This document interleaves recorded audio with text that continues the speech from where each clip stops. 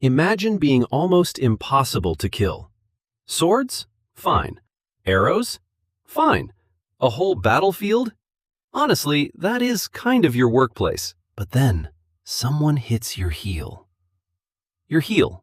The body part most people only notice when a shoe starts acting suspicious.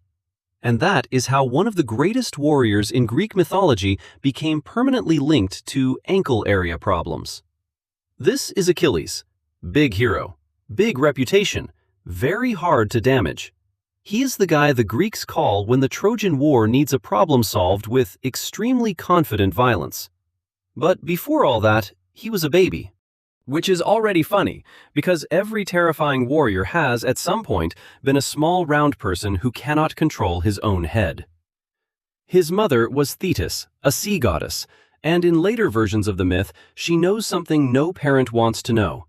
Her child is going to be extraordinary, but he is also going to die. So Thetis tries to fix the problem, not emotionally, mythologically. She takes baby Achilles and dips him into the River Styx, one of the rivers of the underworld. The idea is simple. Water touches baby, baby becomes invulnerable. Ancient Greek skincare was intense, but there is one tiny design issue. To dip a baby into a river, you have to hold the baby somewhere. Thetis holds him by the heel, so the water touches almost everything. His arms, his chest, his legs, his very dramatic future warrior body. But not the little spot under her fingers. That spot stays mortal. Immortality coverage, 99.9%. Missed area, 1 heel. Customer support, unavailable. Quick clarification, because mythology loves making the internet argue. When people say Achilles' heel, they usually mean the back of the foot, around the heel or ankle area. Not a medically certified tendon diagram, not the entire foot, just the small place his mother had to hold while trying to make him immortal. A mythological warranty gap. And that tiny gap matters because Achilles grows up into the best fighter on the Greek side of the Trojan War. In Homer's Iliad, he is terrifying. Not cute terrifying, not, oh no, he looks upset terrifying. More like, if Ellie is walking toward you, the story has stopped being polite.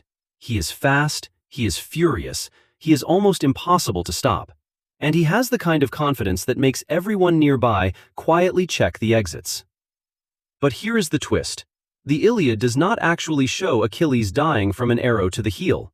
It does not narrate his death at all. The Iliad is about his anger, his grief, his return to battle, and the death of Hector. The famous heel story becomes clearer in later traditions. That matters because myths are not frozen. They move, they get retold, they pick up sharper images as they travel. And greatest warrior alive except for one tiny heel spot is a very sharp image. You hear it once, and your brain keeps it. It is basically mythological branding. Much easier to remember than a complicated heroic tradition involving several ancient sources and possible wound locations. Less catchy. So why did this version stick? Because a completely invincible hero is hard to care about. If Achilles is truly untouchable, every fight becomes a loading screen. He walks in, everyone loses. The end. Strong? Yes. Interesting? Not for very long. But give him one weakness, and suddenly every battle has a tiny question hiding inside it. What if someone finds the spot? What if almost invincible is not the same as safe? That little heel turns power into suspense. It makes the strongest person in the room still reachable by fate. And that is very Greek. Greek heroes are rarely safe. They can be beautiful, brilliant, fast, famous, beloved by gods, and still walking straight toward the one thing they cannot survive. Achilles can defeat warriors. He can terrify armies. He can become a name people remember for thousands of years. But he cannot become untouchable. Not completely. Because if no part of him can be touched, there is no tragedy, no risk, no story. So this was never just a story about a foot. It was a story about vulnerability. The heel is funny because it is so specific, but it works because everyone understands the feeling.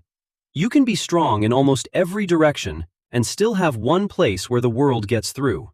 Maybe that place is pride. Maybe it is anger. Maybe it is grief. Maybe it is a tiny, unprotected heel with terrible public relations. The point is not that Achilles was weak. The point is that even Achilles was not sealed off from the world. And somehow, that is the part we remembered.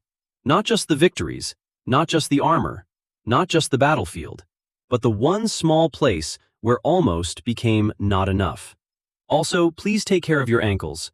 Mythology has been weird about them for a very long time.